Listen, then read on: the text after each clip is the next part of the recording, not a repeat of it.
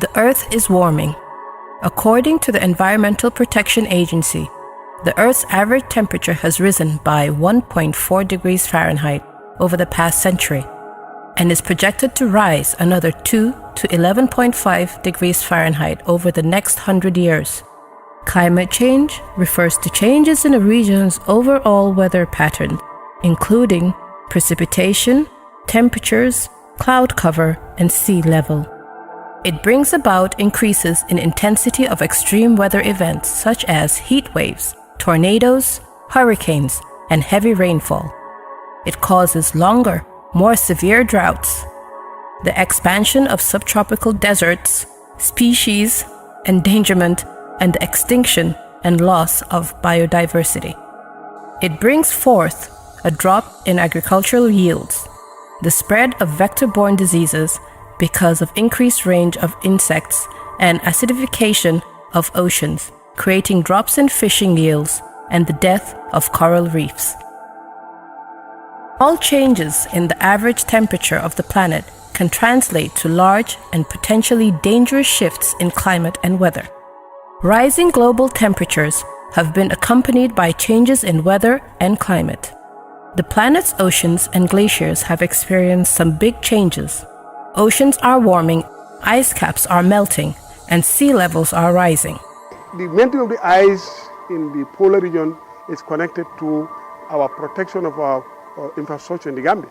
So every point on the earth is connected to the other some way or the other. You either have a direct impact or an indirect impact on what happens in the other region. As these and other changes become more pronounced in the coming decades, they will likely present challenges to our society and our environment.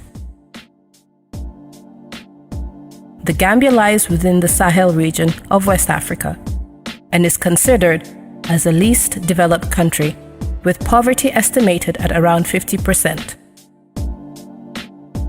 Reducing poverty and achieving the Millennium Development Goals is a policy priority of the government of the Gambia and is strongly reflected in the Programme for Accelerated Growth and Employment, page 2012 to 2015. However, a key impediment to reducing poverty is the limited resource base. Agriculture, fisheries, and tourism together account for some 40% of the GDP and depend heavily on the state of its natural resources. Addressing the policy priorities of the government of the Gambia, therefore, also includes addressing the environmental changes the country is facing. Climate change means abnormal occurrences of elements of climate. I'm talking about wind, I'm talking about rainfall, I'm not talking about other forces that are acting on the land side. So when torrential rains are experienced, that's another very serious source of hazard. Because climate change is identified as something which is an emerging issue for many, many countries around the world. And those developing countries that find it difficult to actually cope with their own particular agendas were given additional specific funding, financial support from the European Union to look at these issues and find out what they were, how they were impacting the country, and what measures could be put in place to adapt and mitigate the impact. The Gambia's coastal zone consists of 70 kilometers of open ocean coast and 200 kilometers of sheltered coast. Its low-lying coastal areas are particularly vulnerable to climate change impacts. During these last decades, major climate-related changes have induced coastal erosion, mangrove dieback, salinization of rice fields, loss of marine habitats, and decline of fish stocks. léegi daal dafa xaw a manqué su muy jógee daa sori daal moo waral manqué bi waaw dégg nga mais bu njëkk moom da nga daan laxa fii rek benn mbaal rek gaal yi fees mu ñëw mais léegi yaa ngi gaal yi wor dem ba guddi ay waxtu ñëw indi ñetti paan fukki paan juróomi paan falinta ba falinta ba kele to la ñew saabe dame jang ñe ko ko le abata jan akole atale ton na bosol ka wara ni nga sambal a do mandin bi doron se fe mbasoto je bar say mboso sayta ko male aka mesiya be sunta ji manko le kan ji manko. In some areas, the beach has been retreating at a rate of 1 to 2 meters per year, threatening tourism infrastructure and associated livelihoods. With a 1 meter increase in sea level, some 92 square kilometers of land in the coastal zone would be inundated, with the entire capital city of Banjul at risk. Erosive forces of the waves, we have seen all over the place that we are losing our beach line. Some will tell you that 150 meters is parts of Banjul beach line. And you know the Muslim and Christian cemeteries? These were well within on the land side, downward side, but now they are gone. If sea level rise happened here, it will affect us all. There will be changes, and if we don't adapt, it will affect our livelihood, and we won't survive.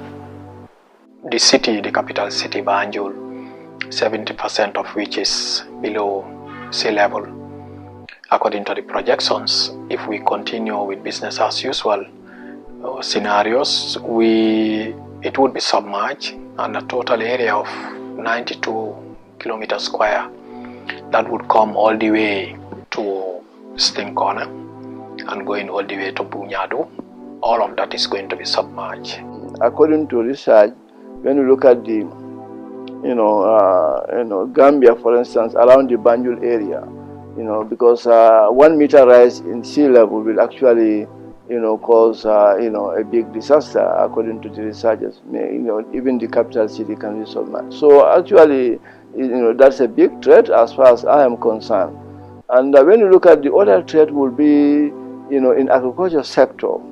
You see, because of the rain variability, and all these are effects of climate change.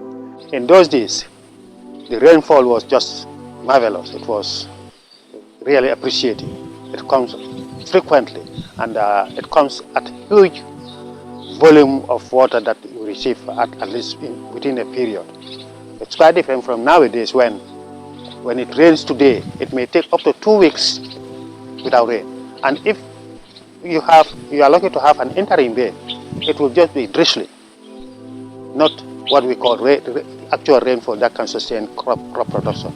Further inland, soil salinization in riparian areas resulting from sea level rise and saline intrusion is impact negatively on farming. Because one of the most serious impact of climate change around this area is salt intrusion. As a result of climate change, we are beginning to see a lot of salt intrusion into rice fields. As a result, most women are beginning to lose previous areas that they used to cultivate rice. It is having a serious impact on food security in the area. Most women are hardly able to produce even 3 months of food for the family. So you can see the serious impact. It's like 9 months of the year, women and men have to depend on rice from the shops, where in the past 20, 30, 40 years ago, they were able to produce enough, and they wouldn't even need rice from the shops. The overall objective of the GCCA support project to the Gambia for integrated coastal zone management and the mainstreaming of climate change is to contribute to the capability of the government and people of the Gambia to adapt to increased climate variability and change. Gambia is a low-lying area, okay? And as a result, it is affected by climate change in a number of ways, right? One of the negative effects of climate change is sea level rise, right? Now this sea level rise leads to erosion, like coastal erosion, and coastal erosion around our coastal area is so serious that it poses threats to tourism infrastructure and livelihoods, right? And if you look at the economic concentration of infrastructure around our coastline, that makes it quite a challenge and quite important, for interventions to address climate change effects around this area.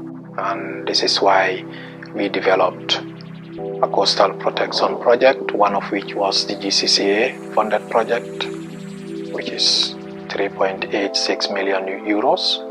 Its specific objectives are to strengthen the national level capacity to plan for and respond to climate change impacts in coastal areas and to provide support and guidance to mainstreaming of climate change into development planning. To take examples of what might be impacting the Gambia, and then to translate them into something which would then feed into preparation of a climate change policy, which is the second component of the project. The first component being managed by the National Environment Agency and the second component managed by the Department of Water Resources. The government of the Gambia created a National Climate Committee in 1992.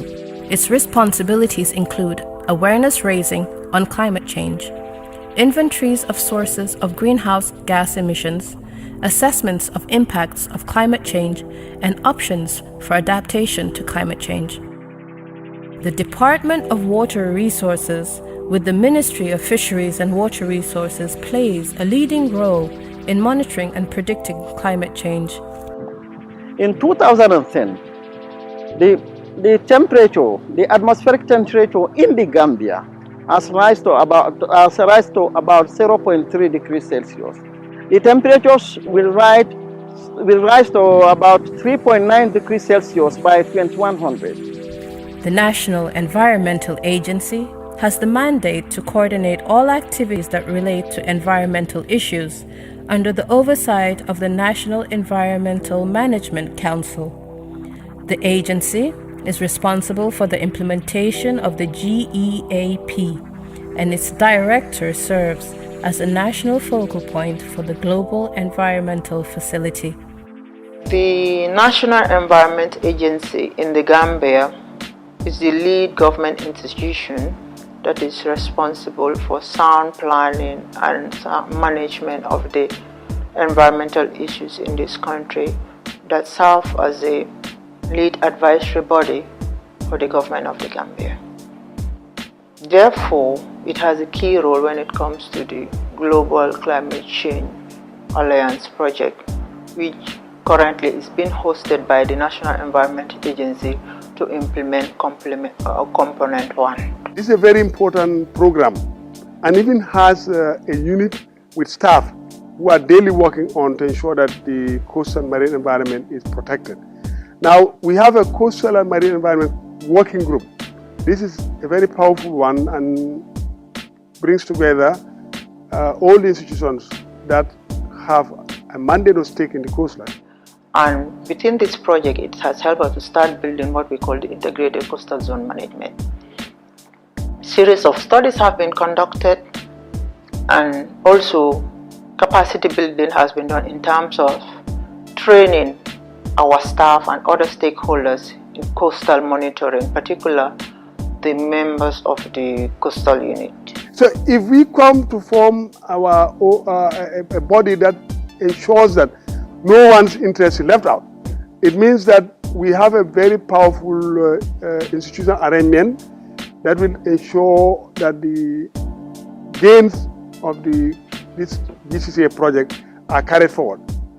Government, after preparing the National Adaptation Programs of Action, NAPA, in 2007, came up with 10 priority programs for adaptation in this country. After 1997, the priority was coastal protection, because we've seen the impact of erosion along the coastline. The need for coastal adaptation is widely recognized as a priority.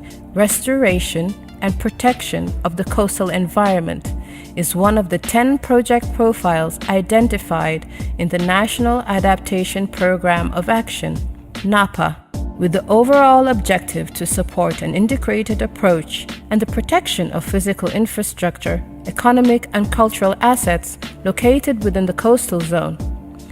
Coastal zone management is also identified as a high priority issue under the Gambia Environmental Action Plan.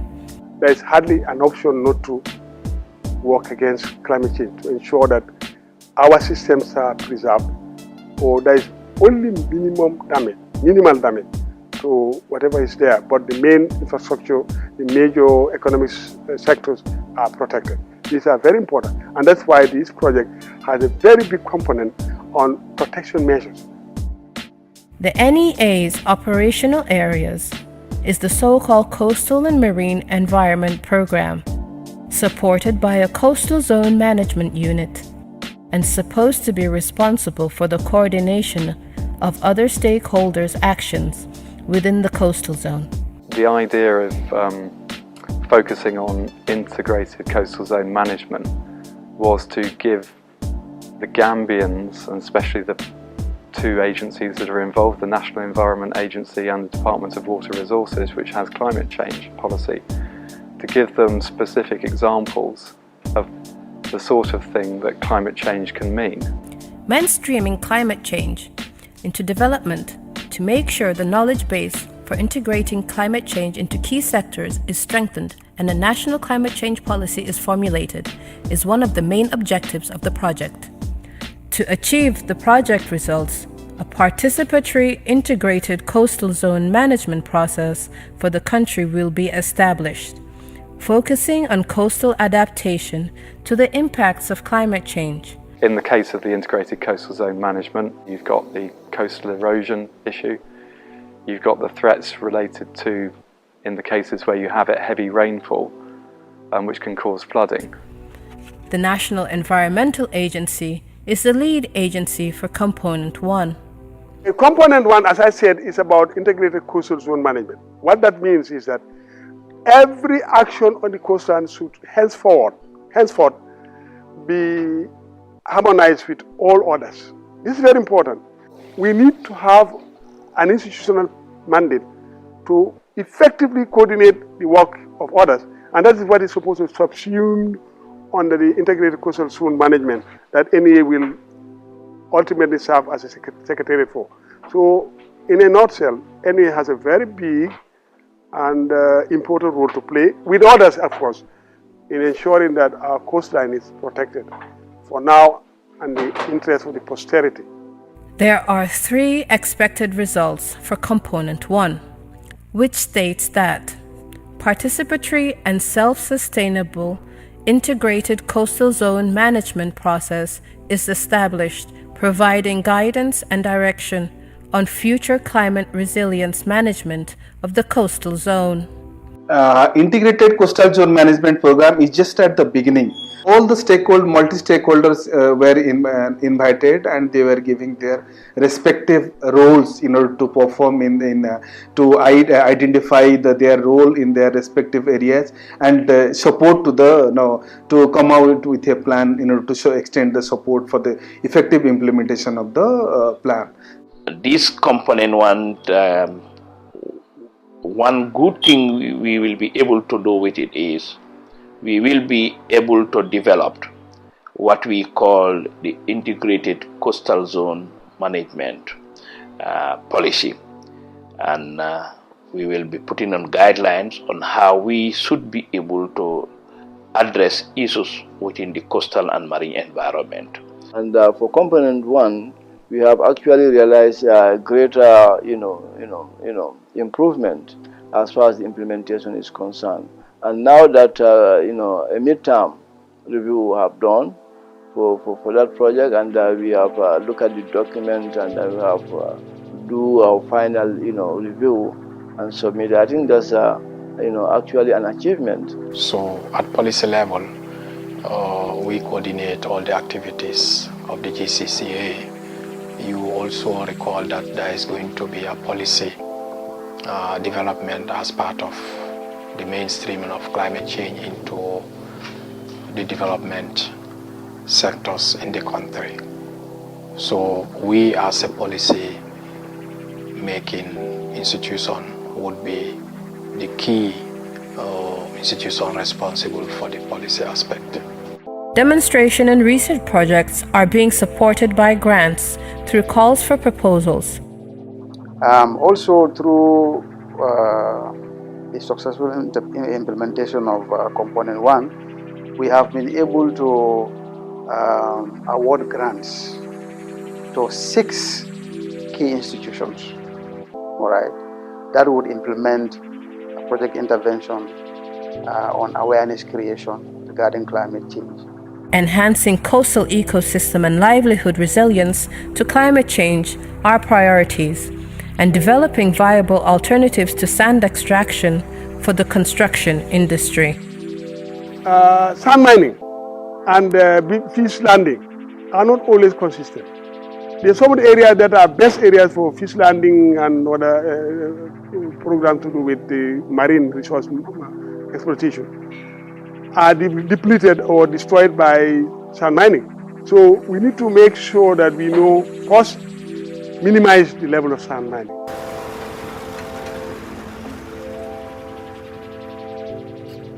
This is the Kachume sand mining area. It is the only sand mining area around this end which supply tons of sand to the building industry in the Combos, right from Banjul coming right down to Katong. These are the areas where they get sand. Such being the case, and the area's location close to the sea, it is predicted that in the near future, looking at the climate change pattern and the sea level rise due to the ice melting in other parts of the globe, this area would one time be flooded. What could have been a forest have now turned to a barren land, a land that cannot be used anymore. So these are the problems that we are facing here. The people that are working here knows that the sun is finished at the moment. If you look around, you can see that they have been digging and digging and have now reached the water table. So water will be coming from underground and water will be coming from the sea. Within a short period of time, this area would be no more accessible. The rate of replenishment is not so high. So in other words, there is a negative impact that is experienced. If we don't, and coupled with the erosive forces of the waves, we have seen all over the place that we are losing our beachline. Gender is particularly relevant in assessing vulnerability to climate change, since women tend to be the most marginalized and vulnerable members of society. The project is facilitating the involvement of women in the design and implementation of project activities.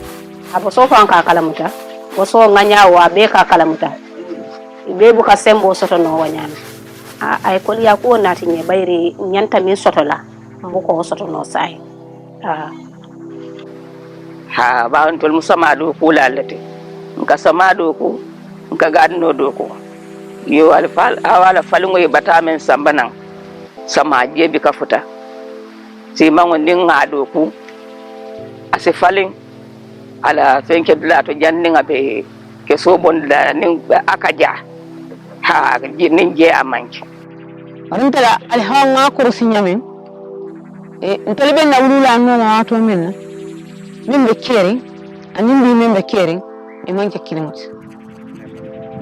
nto je ka sotole nka soton fa soto wanyama tinto kamu batumu barbi je akadasale. Component 2 on mainstreaming of climate change into development. This requires developing a well-defined policy that integrates adaptive measures for climate change into sector planning, budgeting, and programming. Technical coordination and implementation of activities under Component 2 rests with the Department of Water Resources. We are working very hard to expand these studies, that the findings that we have, and then to share it with all the stakeholders in the country.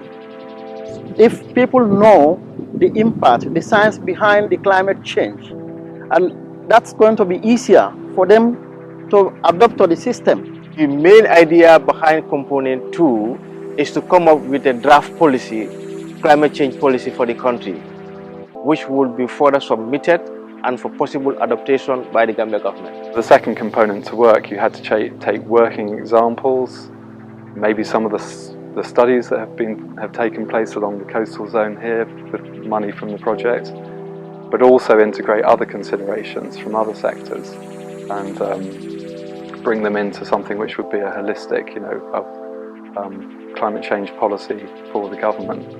And that process is being managed by the Department of Water Resources. There are 3 expected results for Component 2. to make sure that the knowledge base for integrating climate change into key sectors is strengthened and a national climate change policy is formulated. Yeah, the way we implementing the activities, we form about 8 task teams, and each task team has an assignment to accomplish. Okay, having all these reports together, an expert will be hired to synthesize, put together all these various reports into one document that will be suitable to the draft or the formulation of a policy for the Gambia. The second specific objective is to contribute to mainstreaming climate change into development planning. My role and the role of NAUSU is basically as the representative of the National Authorizing Officer, who is the Permanent Secretary Minister of Finance. We support him in the task of implementing EU-funded programs. Specifically for this GCCA program, our role is to ensure that funds are utilized efficiently. The second role that we play is to ensure that project activities are implemented in a timely manner. And thirdly, we ensure that we report properly and timely to the stakeholders. We also ensure that a steering committee is held regularly to guide the implementing partners so that the objectives of the project can be achieved. A project steering committee oversees the overall direction of the project and is expected to meet semi-annually throughout the life of the project to implement the program estimates. It requires a holistic approach from all angles, to address it. If that is not done, may God forbid, in the next few years, may God forbid, I wouldn't rule out famine. It's affecting the road construction, the forestry, the agricultural activities, the settlements. Every sector is affected. Climate change will affect everything that has to do with our life because it risks our life. Gambia is one of the 10 countries that have been considered as vulnerable to sea level rise. So if the issues are not addressed in time, it will affect the society in a very greater sense. And hopefully after today's evaluation we'll get some good projects that can be implemented and can be shown up as examples of best practice or examples to follow in the future. We have also started a technology needs assessment to see what are the most appropriate technology for the country to adapt to the impacts of climate change. So we are on course in safeguarding the vulnerability and enhancing the resilience and the adaptive capacities of the people.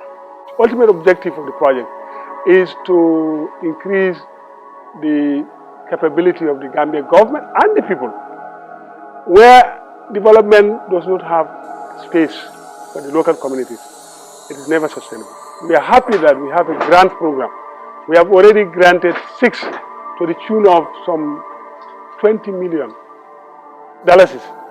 for community projects of various kinds that are there to protect the environment or the coastal environment.